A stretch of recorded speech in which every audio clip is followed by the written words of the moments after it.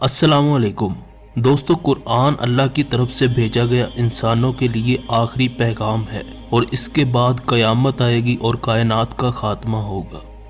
ویسے تو قرآن اور سائنس میں کوئی مقابلہ ہی نہیں، اور نہ ہی قرآن کوئی سائنس کی کتاب ہے، بلکہ یہ تو ہدایت کی کتاب ہے۔ اللہ نے قرآن کے علاوہ بھی پیغمبروں پہ دیگر کتابیں نازل کی تھی، لیکن کیونکہ قرآن اللہ کا آخری پیغام ہے، اسی لیے اللہ نے قرآن کو اس طرح کے سانچے میں ڈالا ہے جو ہر دور میں کافروں کو لاجواب کر دیتا ہے۔ کیونکہ آج کل سائنس کا ماڈرن دور ہے اور قرآن میں آج کے دور کے مطابق کچھ ایسی سائنس کی باتیں موجود ہیں جو کہ آج سے 1400 سال پہلے سے لکھی ہوئی ہیں، جبکہ اس دور میں سائنس کا کوئی وجود ہی نہیں تھا۔ آج چند ایک ان بڑے بڑے سائنسی حقائق پر بات کریں گے جو کہ سائنس نے اب جا کر دریافت کیے ہیں، جبکہ قرآن میں 1400 سال پہلے سے ہی وہی حقائق موجود ہیں۔ دا بگ بینگ تھیوری، کائنات کی شروعات کیسے اور کب ہوئی، یہ ہمیں بگ بینگ تھیوری سے معلوم ہوتا ہے۔ سائنس کی اب تک کی سب سے بڑی دریافت مانی جاتی ہے۔ اس تھیوری کو آج سے 100 سال پہلے دریافت کیا گیا تھا، اور اس سے پہلے سائنس کا یہ ماننا تھا کہ اس کائنات کا کوئی کریٹر نہیں ہے اور یہ ہمیشہ سے ایسے ہی ہے۔ لیکن البرٹ آئنسٹائن نے سائنس کی اس مت کو ختم کر دیا جب انہوں نے بگ بینگ کی تھیوری کو پیش کیا۔ البرٹ آئنسٹائن نے یہ بتایا تھا کہ یہ کائنات ہر لمحے کے ساتھ کسی غبارے کی طرح پھیل رہی ہے۔ اس کے بعد ایک ریاضی دان جو کہ ایک پادری بھی تھا، اس نے یہ تجویز پیش کی کہ یقیناً کائنات کسی نہ کسی ایک نقطے سے شروع ہوئی ہوگی۔ اس کے بعد جا کر پھر بگ بینگ کی تھیوری منظر عام پر آئی، اور اس تھیوری سے ہمیں پتہ چلتا ہے کہ ایک ایسا پوائنٹ جو سوئی سے بھی چھوٹا تھا، اس پوائنٹ سے اچانک ایک بڑا دھماکہ ہوا جس سے کائنات وجود میں آ گئی۔ لیکن دوستو، حق اور سچ کی کتاب قرآن پاک میں آج سے 1400 سال پہلے ہی فرما دیا گیا تھا بگ بینگ تھیوری کے بارے میں واضح طور پر۔ اللہ پاک قرآن پاک میں فرماتے ہیں، کیا کافروں نے یہ خیال نہ کیا کہ آسمان اور زمین ملے ہوئے تھے اور ہم نے انہیں کھول دیا اور ہم نے ہر جاندار چیز پانی سے بنائی۔ اس آیت میں رتقل لفظ کا استعمال کیا گیا ہے، اور اس لفظ کا مطلب ہے اندھیرا اور کسی ایک جگہ پہ ایسا مادہ جو کہ بند ہے۔ اور بگ بینگ کی تھیوری بھی ہمیں یہی بتاتی ہے کہ کائنات میں پہلے اندھیرا تھا اور کسی ایک پوائنٹ میں پوری کائنات کا مادہ بند تھا۔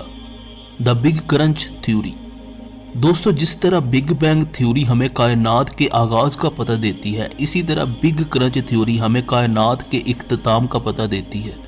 یہ بھی البرٹ آئنسٹائن کی تھیوری آف ریلیٹیوٹی سے نکل کر ہی سامنے آئی تھی۔ جس طرح بگ بینگ کے مطابق کائنات ایک چھوٹے سے نقطے سے شروع ہوئی تھی اور ایک غبارے کی طرح پھیلتی جا رہی ہے، اسی طرح جیسے کہ غبارہ حد سے زیادہ پھول جائے تو پھٹ جاتا ہے، اور ون ڈے کائنات بھی اپنی کیپیسٹی سے زیادہ اوور ہو جائے گی، اور اس دن ہوگا بگ کرنچ، جس سے کائنات ایک دم سمٹ کر دوبارہ اسی پوائنٹ کی شکل اختیار کر لے گی۔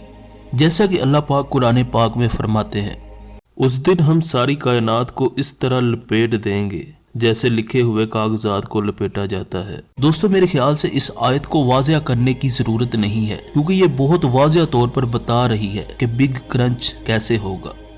دو ملے ہوئے مگر الگ سمندر، دوستو کیا آپ جانتے ہیں کہ دنیا میں ایک ایسی جگہ بھی موجود ہے جہاں پر دو الگ الگ سمندر آپس میں ملتے ہیں؟ دونوں سمندروں کا رنگ، درجہ حرارت، ڈینسٹی ایک دوسرے سے کافی مختلف ہے۔ وہ آپس میں ملتے ضرور ہیں لیکن ایک دوسرے میں مکس نہیں ہو سکتے۔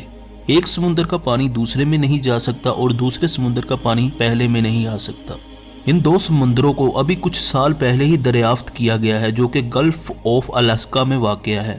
لیکن آج سے 1400 سال پہلے ریگستانوں میں کس نے یہ بتا دیا تھا کہ دنیا میں ایسے سمندر بھی پائے جاتے ہیں؟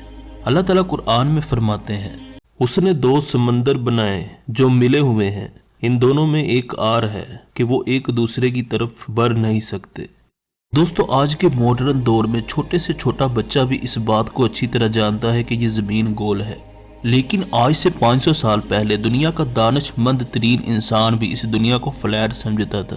پھر 1580 میں فرانسس ڈریک نے اس دنیا کا سمندری سفر کر کے پہلی بار بتایا تھا کہ یہ دنیا فلیٹ نہیں بلکہ گول ہے، گول بھی ایسی کہ شتر مرغ کے انڈے کے جیسی، یعنی کہ بیضوی شکل کی۔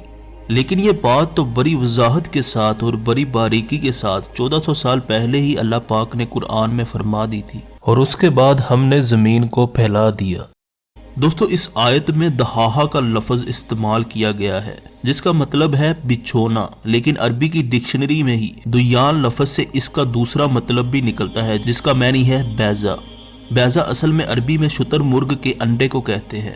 تو دوستو دنیا سفیریکل شیپ میں موجود ہے، یہ بات تو ابھی کچھ سال پہلے ہی فرانسس ڈریک نے دریافت کی تھی، لیکن 1400 سال پہلے ریگستان میں وہ کون تھا جس نے یہ بتا دیا تھا کہ دنیا سفیریکل شکل کی ہے۔ دوستو آئی ہوپ اس ویڈیو سے آپ کو کافی کچھ سیکھنے کو ملا ہوگا۔ ویڈیو کو لائک کریں اور چینل کو سبسکرائب کر کے بیل کے آئیکن کو ضرور پریس کر دیں اس طرح کی مزید لیٹسٹ ویڈیوز دیکھنے کے لیے۔ اللہ حافظ۔